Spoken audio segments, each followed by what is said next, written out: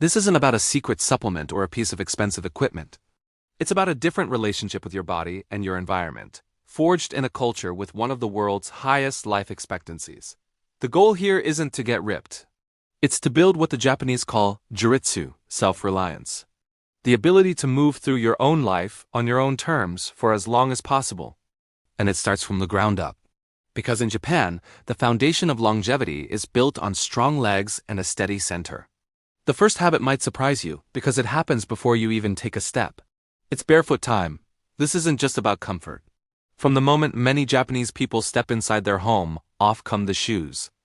This is a sacred transition from the outside world to the inner sanctuary. But scientifically, it's a masterclass in foot health. Your feet have more nerve endings than almost anywhere else in your body. They are your primary balance sensors. By spending time barefoot, or in flexible, minimal slippers, you're giving those nerves a constant low-level workout. The tiny muscles in your feet and ankles have to engage, to grip, to feel the texture of the tatami mat or the wooden floor. This constant micro-communication between your feet and your brain sharpens your proprioception. That's your body's internal GPS, its sense of where it is in space. A dull foot, crammed into a stiff shoe all day, sends a weak signal. A stimulated foot sends a high-definition map to your brain, which is the very first step to unshakable balance. So the first habit, create a barefoot sanctuary in your home. Start with 30 minutes. Let your feet remember what it's like to feel. Which leads us perfectly into the second habit, the toe-gripping ritual. This is often done almost subconsciously while sitting watching television or reading the paper. But it's a deliberate practice. Here's how it works. While barefoot, practice spreading your toes wide apart like you're trying to fan them out. Then grip the floor as if you're trying to pick up a towel or a pebble with your toes. Hold for a few seconds, release. Next, try lifting just your big toes while keeping the other four planted. Then reverse. Plant the big toe and lift the other four. It sounds simple, even silly. But for many, these tiny muscles are completely asleep. This habit wakes them up. Think of your foot as a tripod.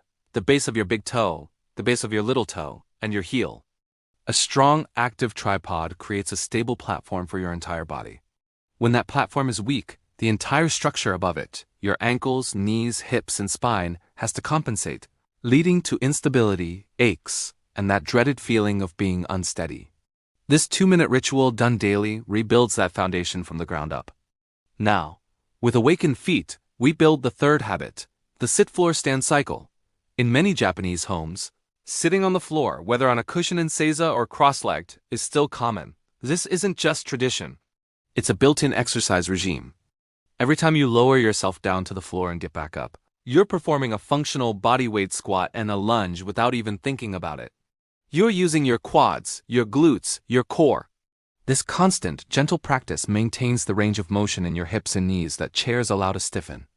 The Western habit of sinking into a soft couch and then using our arms to push ourselves out is, from a mobility perspective, a form of slow decay. The Japanese habit of frequently transitioning between floor and standing is a practice in strength preservation.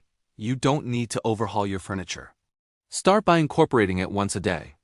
Sit on the floor to stretch, to read, to play with a pet or a grandchild. And focus on using your leg strength, not your hands, to get up. This single daily cycle is a powerful antidote to the weakness that creeps in with constant sitting. That movement from floor to standing is a powerful pillar. But true balance isn't just strength, it's also about calibration. This brings us to the fourth habit, one you'll see in parks across Japan in the early morning. The 1-minute balance pause. It's often done casually while waiting for a friend or standing at a kitchen counter.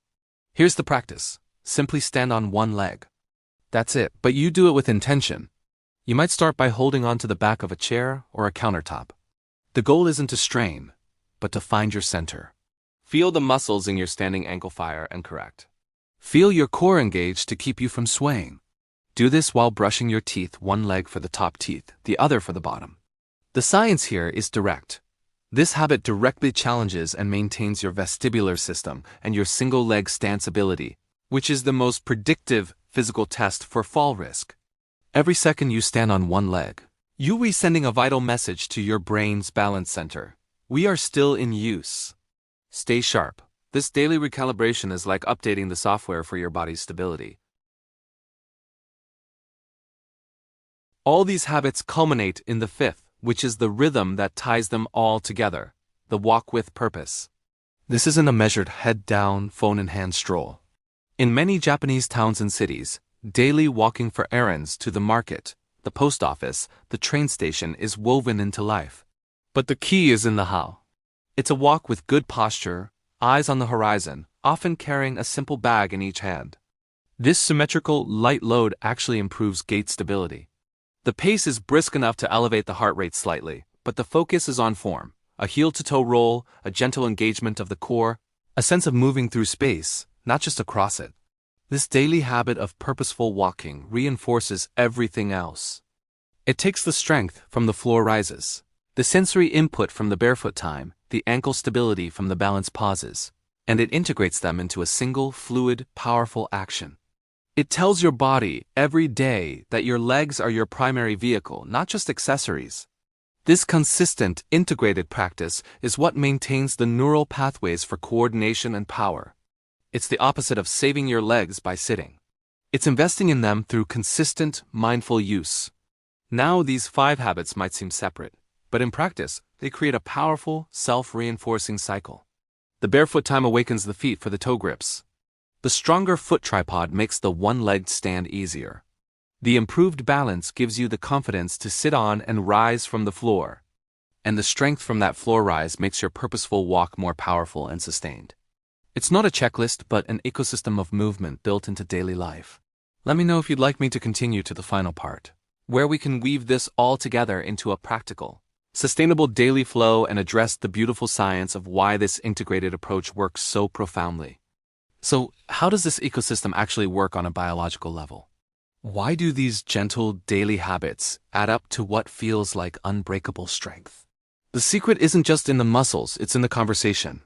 There's a constant dialogue happening between your muscles, your joints, your inner ear, your eyes, and your brain. This conversation is your sense of balance, and it's called your sensory motor system.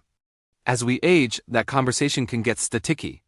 We rely more on our eyes. We ignore the signals from our feet. The tiny corrective muscles get lazy.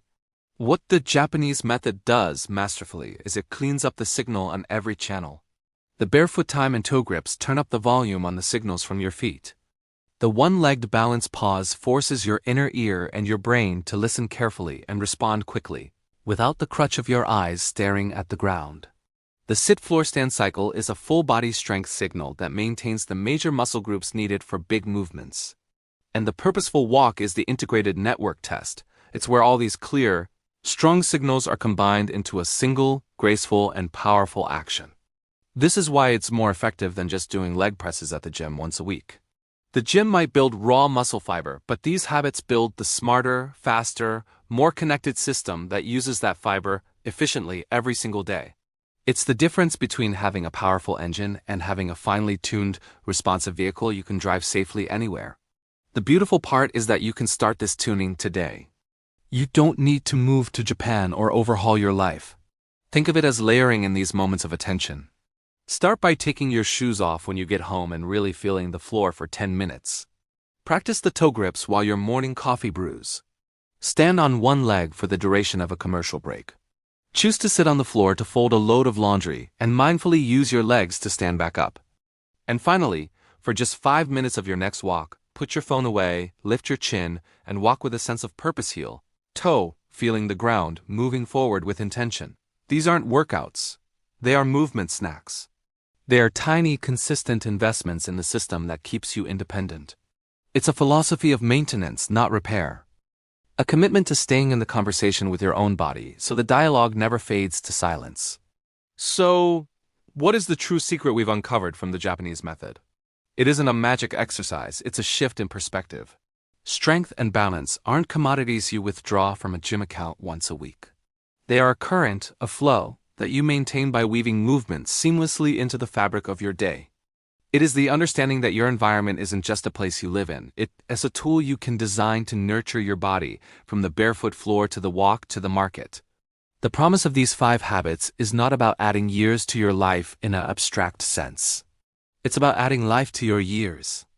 It's about the confidence that comes from a steady step on an icy path, the freedom of rising from the ground after playing with a grandchild without a second thought,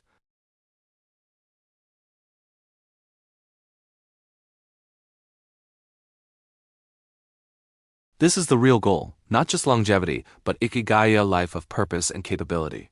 It starts from the ground up, and it starts with your very next step. Thank you for watching.